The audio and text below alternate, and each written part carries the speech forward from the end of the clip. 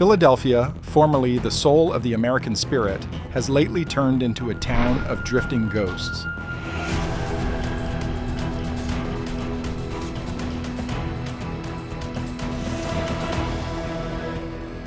Kensington's, to me, is like being stuck in hell. It's an open-air drug market. It can be served any drug that you can think of. You get anything you want up here. A lot of people, they suffer out here. You're stuck. If you don't got family, you burn your bridges. Those are the forgotten folk caught in a spiral of homelessness and fentanyl dependence, roaming the blocks like shadows. We hardly envisioned this tragedy would emerge in a nation founded on the goals and visions of billions. What was once a symbol of justice and prosperity is lately engulfed by the brutal effects of failed mandates and widening disparity. This metro, formerly the cradle of freedom, has turned into a wasteland for endurance where the American dream feels more remote than before. This chronicle will reveal the bitter facts behind Philadelphia's plight, showing the institutional flaws and personal cost of a place fighting to endure under the burden of its own imbalances.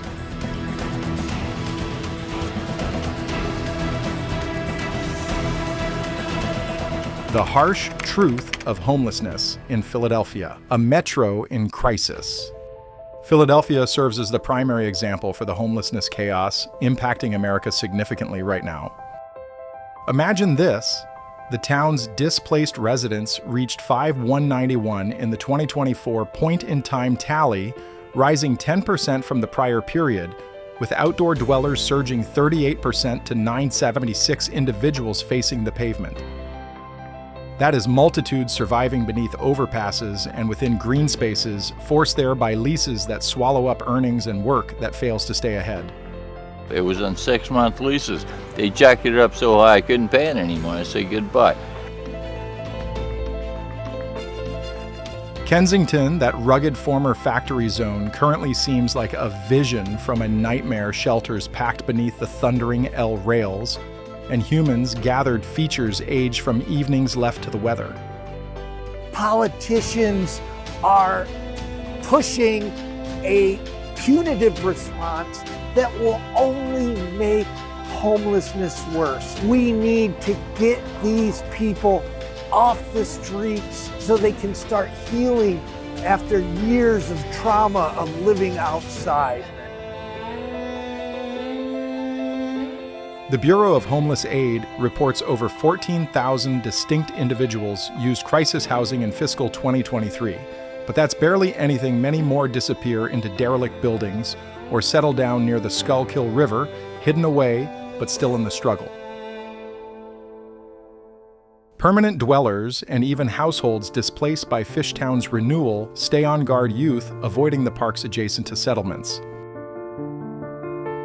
It affects everyone. Visitors bypass the beauty backers, withdraw, leaving symbols like the Liberty Bell darkened by grime.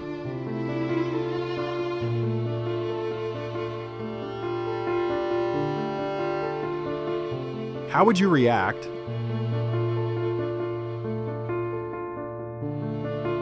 if that was your street? A gritty film on Kensington portrays it honest dialogue from people simply seeking to survive the 24 hours. It's no horror display. It blames how national credit cuts and planning hurdles on low-cost housing keep people trapped. Social workers state it clearly. We're not merely counting heads, we're recording shattered dreams. But there is resistance helpers moving in to provide a lift, dragging souls back from the brink. So, how soon till Philly breaks without DC arriving with more? Is this our destiny or a moment to change it? Well, I've been stuck on this fentanyl for a few years now. What could you say it's been like being a fentanyl addict? Oh man, it's a roller coaster. You get your good times and your bad times, but then again, everything in life is like that. You know, jobs, what, you know. But I would say it's a more intense roller coaster than a Routine savage. North Philly campuses in 1993 area see students skipping school since shelter is a TARP. The municipality loses billions in wasted labor. Shame adds up, locals lock gates, stores close soon, creating loneliness. This isn't just Philly, it's the homeless in America in small scale where Black and Latino zones get crushed by removals and firings. Nearly half recent vagrant fatalities involve non-Hispanic Black individuals. Why was the ethnic blow so heavy? And with apartments at $1, $750 versus $967 disability pay, the cycle turns on. If we ignore the causes, what's coming for these roads, and hiding under it all, a grimmer ghost like the opioid plague just makes the battle harder.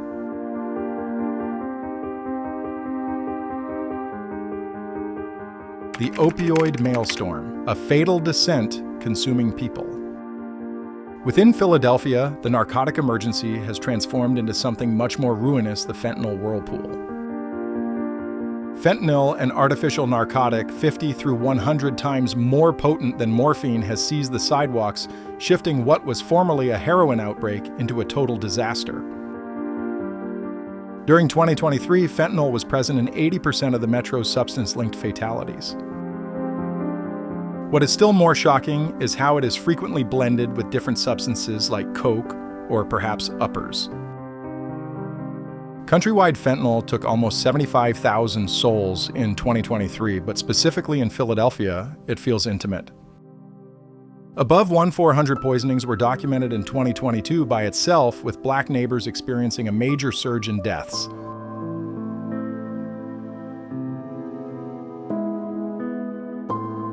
The hold of fentanyl is frighteningly effective. It begins simply, enough individuals who were given analgesics following a wound or operation searching for a brief relief from their agony. But the peak vanishes quickly, and shortly they are seeking street fentanyl for a still more powerful surge. Sadly, resistance develops rapidly, and the drug traffickers begin thinning the fentanyl with xylazine, a livestock sedative. This tranq stuff doesn't merely slay, it hollows. Individuals turn into these empty, spiritless husks, moving about with rotting sores that merely aggregate because they cannot obtain the assistance they require.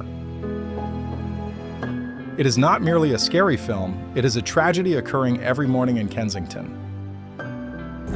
It's hard. It's a struggle every day. I mean, I wake up, having to take care of my first, priority, which is not being sick, getting my dope, fentanyl, whatever. So if I don't go to sleep with it, I'm waking up sick, so it sucks, and you can't function.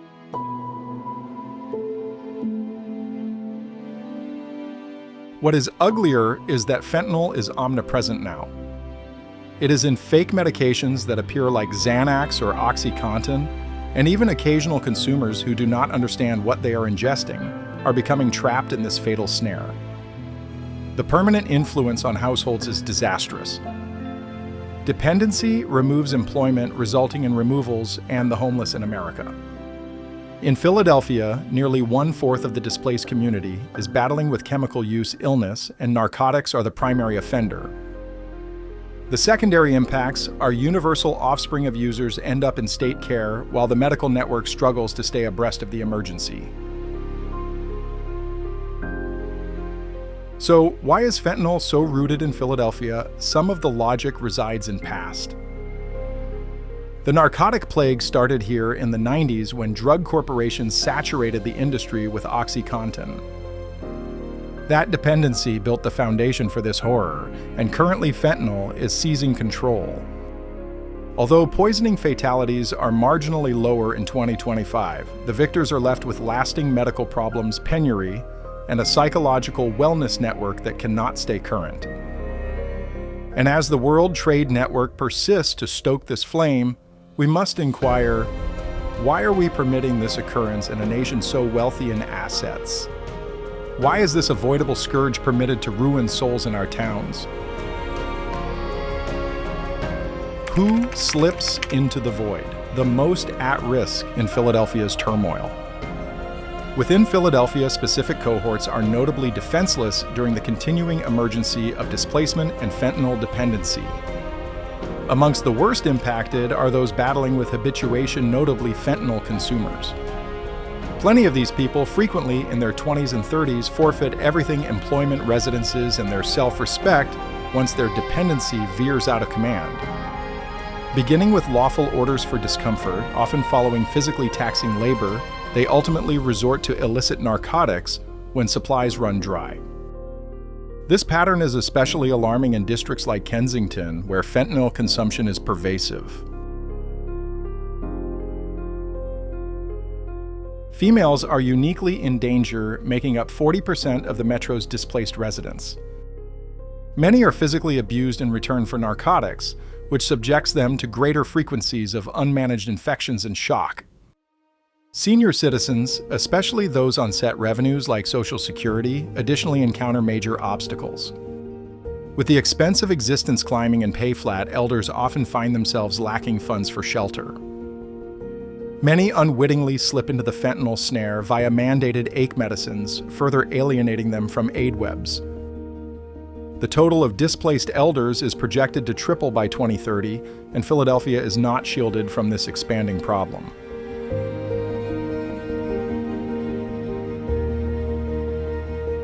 Adolescents and households are also profoundly touched. Juveniles escaping violent houses or holes in the ward network often land on the pavement, prone to narcotics and abuse. Unmarried parents meeting removal amid surging homeless in America fight to care for their offspring while seeking to endure. Many of those kids mature observing tragedy, building a loop of struggle that reaches across eras.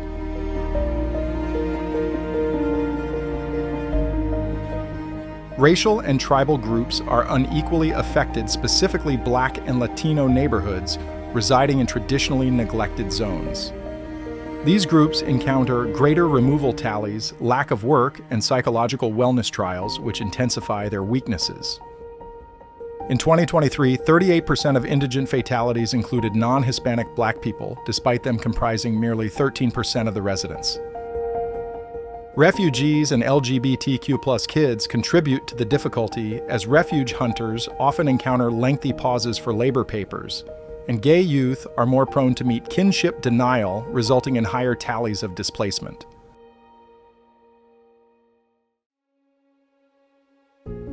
Regardless of these trials, aid initiatives like the 100-day task in Kensington are assisting to link folk with help and lodging. But lacking focused actions, the chasm will merely expand. How can we overlook these fragile people, be it an aged soul freezing on the pavement or a child avoiding drug pushers, when immediate change is required to defend them?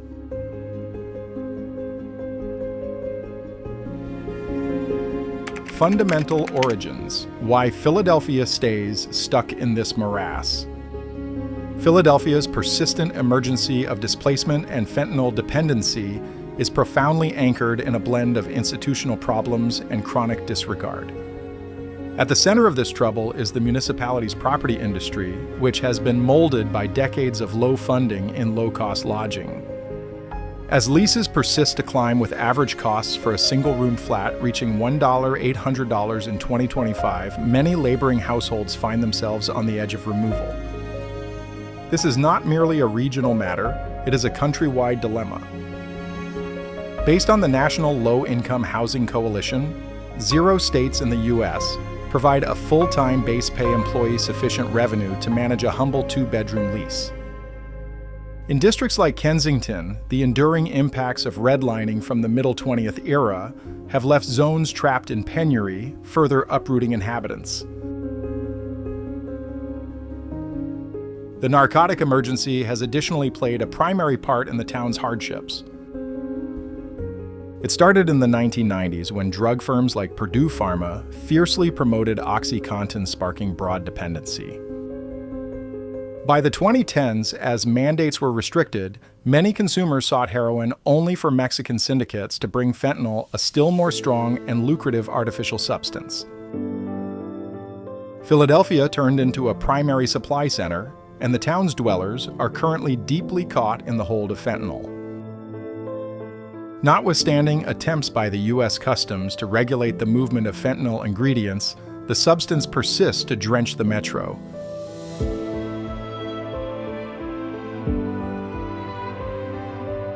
Psychological wellness battles frequently worsened by shock also add to this emergency. Deficiency of entry to suitable care, like lengthy queues for recovery schedules and under-budgeted offices, signifies many folk are left to self-treat. For example, ex-soldiers with PTSD and solo guardians facing misery are frequently pressured to bypass counseling or skip meetings because of fiscal or private trials, shoving them deeper into habit and the homeless in America. Welfare nets are insufficient, and Philadelphia's housing network is buried merely capable of sheltering 60% of those requesting aid. Reductions to public plans like the sunset of crisis lease subsidies in 2025 are forcing more folk onto the sidewalks.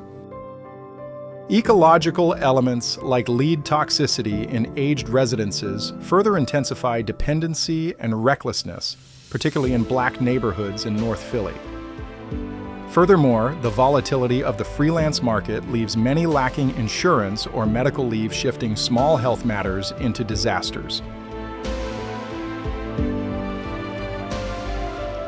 To solve this emergency, more than merely mandate shifts are required. It necessitates a basic transition in assets shifting away from tax incentives for builders and toward neighborhood-led lodging answers. Yet partisan splitting persists to delay significant advancement.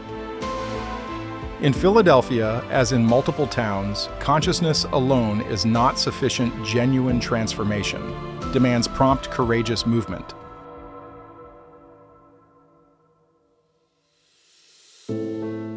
Official remedies, glimmers of hope in the darkness. Philadelphia's political actions, both regional and national, provide a varied set of measures intended to halt the flow, although their success stays fiercely contested between legislators and supporters. Locally, Mayor Sherelle Parker's team started the Clean Sweep project in early 2025, sending squads to break up Kensington's outdoor narcotic bazaars and remove settlements beneath the L rails.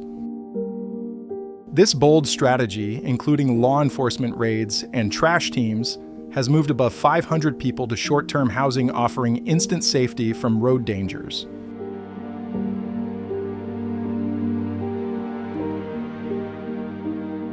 Joined with this, the Bureau of Homeless Aid brought in quick relocation plans utilizing national HUD money to obtain flats for 1,200 households recently.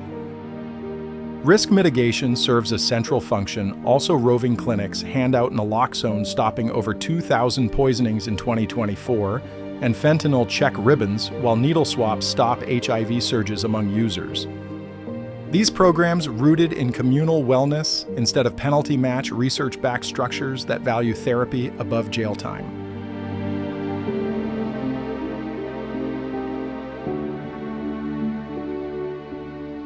On the countrywide stage, the Biden-Harris administration's fentanyl plan, described in a 2022 presidential mandate and strengthened in 2025, relies on 6 bases, breaking distribution webs, improving data, and boosting therapy entry.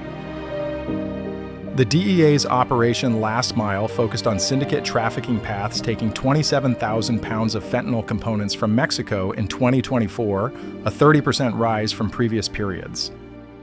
Global talks with China and Mexico have narrowed limits on substance sales, producing vows of tougher policing.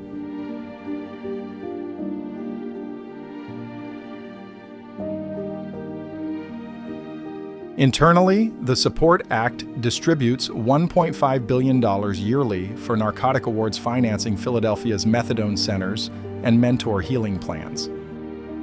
President Donald Trump's impact remains also. His intended taxes on goods from fentanyl origin countries seek to force obedience, though skeptics claim they gamble commerce battles without tackling appetite. The 2025 two-party Safer Neighborhoods Act broadens psychiatric wellness aid in campuses and towns, indirectly helping vulnerable youth in Philly. Difficulties endure, though. Naloxone fails against xylazine fentanyl blends, which demand unique stabilizers still being created, and refuge mats occupy fast with pause periods totaling 48 hours. Shame inhibits participation. Many homeless in America dread officer presence in aid, seeing it as a lead-up to booking instead of help. National financing, though, large rivals other disasters, cyclone assistance in the South, drain narcotic funds in 2022. Furthermore, policing-focused methods like raids can relocate without fixing core problems, resulting in whack-a-mole movements. Proponents lobby for housing-first archetypes demonstrated to cut lasting displacement by 88% in HUD tests, yet land rules stop fresh-carrying homes. In Philadelphia, a 2025 trial combining habit therapy with work prep has sheltered 300 but expanding needs civic bravery. As lawmakers argue the 2026 Ledger inquiries surface, will politicians value proof over dogma, making sure cash reaches metros like Philly? These fixes light tracks ahead, but their triumph depends on continued across-the-aisle dedication.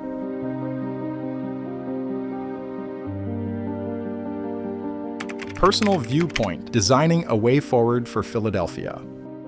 From my perspective as a witness to American social patterns, Philadelphia's displacement and fentanyl struggles are not just city footnotes, they are charges against a country that promises chance but provides marginalization. This emergency goes beyond individual errors. It is a systemic critique where gain outweighs people, from big pharma's avarice to frontier mandates that address symptoms rather than origins. Fentanyl is not merely a substance. It is a sign of hopelessness worsened by disparity that leaves the homeless in America as incidental victims in a struggle against poverty we have yet to truly fight. I have witnessed similarities in different metros. San Francisco's Tenderloin reflects Kensington, but Philly's classic resolve provides unique power for transformation. In my sight, Remedies must mix mercy with duty.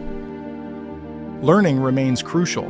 Campus lessons should clarify fentanyl's hazards, reaching Gen Z through social media drives that oppose pusher praise. I've always supported housing-first growth, offering permanent roofs before asking for abstinence. Research proves it slashes crisis expenses by 40%. Psychological wellness fusion is vital. Linking habit advisors with specialists to address pay stagnation might halt loops.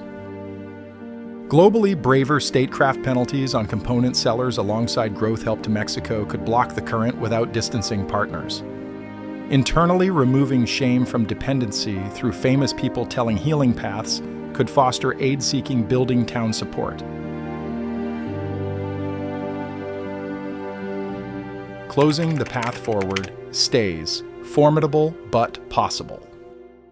In finishing this investigation into Philadelphia's linked struggles with displacement and fentanyl, the outlines of a deep national evaluation appear. From the shelter camps in Kensington to the legislative halls in Washington, we have followed a disaster stoked by fiscal gaps, unregulated narcotic sales, and broken aid networks taking breaths and wearing down neighborhoods daily. Civic steps, raids, naloxone handouts, overseas deals provide leverage, but they fail, lacking complete changes tackling property shortages and psychiatric wellness voids. The fragile, from hooked teens to uprooted seniors, earn more than endurance. They deserve recovery.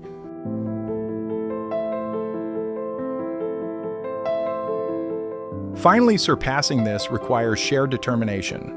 Legislators must support fair mandates. Neighborhoods choose kindness over rejection, and voters insist on duty.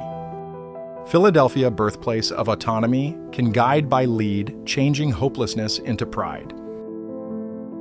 The trip continues, but with joined work, the city of brotherly love may still reflect its title, showing a clearer trail for the homeless in America.